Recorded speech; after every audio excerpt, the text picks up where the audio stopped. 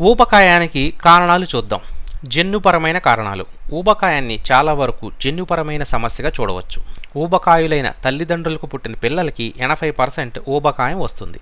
అలాగే తల్లిదండ్రులలో ఏ ఒక్కరికైనా ఈ సమస్య ఉన్నట్లయితే 50% వారి పిల్లలకి ఊబకాయం వచ్చే అవకాశం ఉన్నట్లుగా పరిశోధనలు చెబుతున్నాయి. దీనికి రిసెప్టర్ B3 జన్యువు కారణంగా ఉంది. Sex and age. ఇది అన్ని వయసుల వారికి వచ్చే అవకాశం ఉంది. పురుషుల కంటే స్త్రీలలో ఎక్కువగా కనిపిస్తుంది. దీనికి హార్మోన్ల అసమతుల్యత మాత్రమే కారణం. ఎందుకంటే డెలివరీ సమయంలో హార్మోన్ల ఇంబ్యాలెన్స్ అవుతుంది. ఆహారపు అలవాట్లు. జీవనశైలిలో వస్తున్న మార్పుల వలన మనిషి ఆహారపు అలవాట్లలో నిరంతరం మార్పులు చేసుకుంటున్నాయి. ఆహారపు నియమాలపై అశ్రద్ధ వహించడం వలన ఈ ఊబకాయ సమస్య రోజురోజుకు పెరిగిపోతుంది.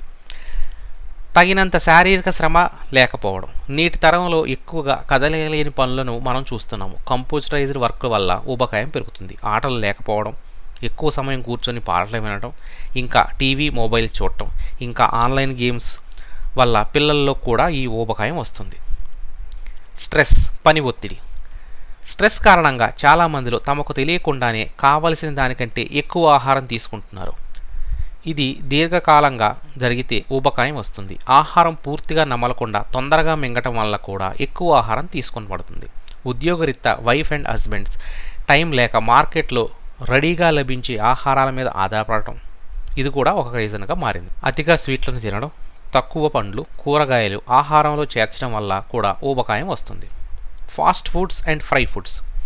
ఈ సమస్యని ఎక్కువగా ధనిక దేశాల్లో చూస్తున్నాం, కానీ ఇప్పుడు ఇది అభివృద్ధి చెందుతున్న దేశాల వైపు కూడా ఈ ప్రభావం చూపిస్తుంది. వెస్ట్రన్ కల్చర్ వల్ల అందుబాటులోకి వచ్చిన ఫాస్ట్ ఫుడ్, ఫ్రైలు, ఇంకా వాటిని తయారు చేసే పద్ధతులు ఈ సమస్యకి ఇంకా కారణం అవుతున్నాయి.